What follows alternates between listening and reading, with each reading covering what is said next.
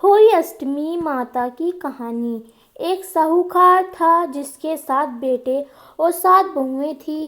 दीपावली से पहले कार्तिक बदी अष्टमी को सातों बहुएं अपनी इकलौती नंद के साथ जंगल में जाकर खदान में मिट्टी खोद रही थी।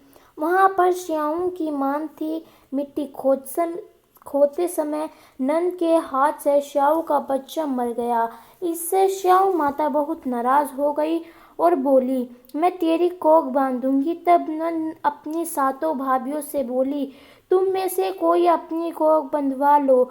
सभी भाभियों ने अपनी कोख बंधवाने से इनकार कर दिया, परंतु छोटी भाभी सोचने लगी कि अगर मैंने अपनी कोख नहीं बंधवाई तो सासू जी नाराज होंगी।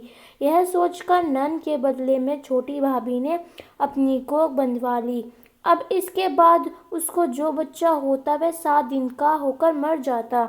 एक दिन पंडित को बुलाकर पूछा, मेरी संतान 7वें दिन क्यों मर जाती है? तब पंडित ने कहा, तुम सुरही गांव की सेवा करो। सुरही गांव श्याम माता की भाईली है, वह तेरी कोख खुलवा देगी, तब तेरा बच्चा जिएगा। अब वह बहुत जल्दी उठकर चुपचाप सुरही गाय के नीचे साफ सफाई कर आती। सुरही गाय ने सोचा, रोज उठकर कौन मेरी सेवा कर रहा है, सो आज देखूंगी।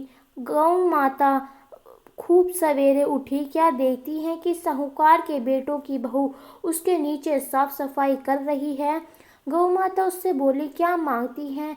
साहूकार की बहू बोली, श्याम माता तुम्हारी बायली है और उसने मेरी कोख बांध रखी है, सो मेरी कोख खुला दो। गौ माता ने कहा, अच्छा। अब तो गौ माता समुद्र पार साहूकार की बहू को अपने बायली के पास लेकर चली। रास्ते में कड़ी धूप थी, सो वह दोनों एक पेड़ के नीचे बैठ गईं। थोड़ी देर में एक सांप आया। उसी पेड़ पर गरुड़ पंखनी का एक बच्चा था। सांप उसको डसने लगा। तब साहूकार की बहू ने सांप मारकर डाल के नीचे दबा दिया और बच्चे को बचा लिया। थोड़ी देर में गरुड़ पंखनी आई तो वह खून देखकर साहूकार की बहू को चोंच मारने लगी।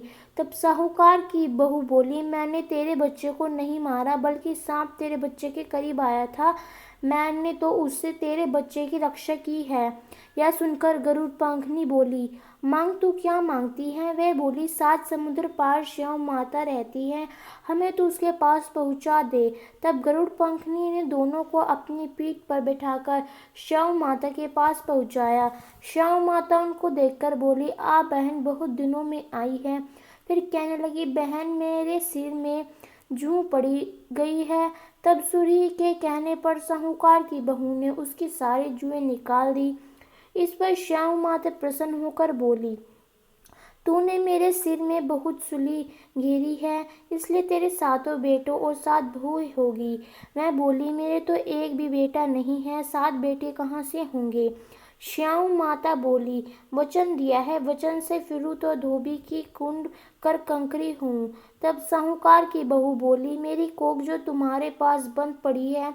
यह सुन श्याम माता बोली, तूने मुझे ठग लिया। जहाँ तेरे घर पर तुझे 7 बहुएं मिलेंगी, तू जाकर उजमन करियो, 7 हुई बनाकर 7 कढ़ाई करियो। वह लौटकर घर आई तो वह देखा कि 7 बेटे 7 बहुएं बैठे हैं। वह खुश हो गई। उसने 7 हुई बनाई, 7 उजमन किए और 7 कढ़ाई करी। शाम के समय जेठानियां आपस में कहने लगी कि जल्दी जल्दी धोक पूजा कर लो, कहीं छोटी बच्चे को याद करके ना रोने लगे। थोड़ी देर में उन्होंने अपने बच्चे से कहा, अपनी चाची के घर जाकर देख आओ कि आज वह अभी तक रोई क्यों नहीं है।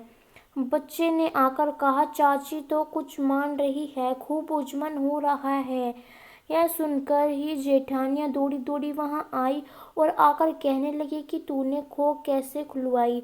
मैं बोली, तुमने तो कोख बंधवाई नहीं थी, सो मैंने कोख बंधवा ली। अब श्याम माता ने कृपा करके मेरी कोख खोल दी है। श्याम माता जिस प्रकार उस साहूकार की बहू की कोख खोली, उसी प्रकार हमारी भी कोख खोलिए। एक कटोरी में गेहूं के दाने लेकर कहानी सुने। इस दिन मिट्टी में हाथ नहीं डालना चाहिए।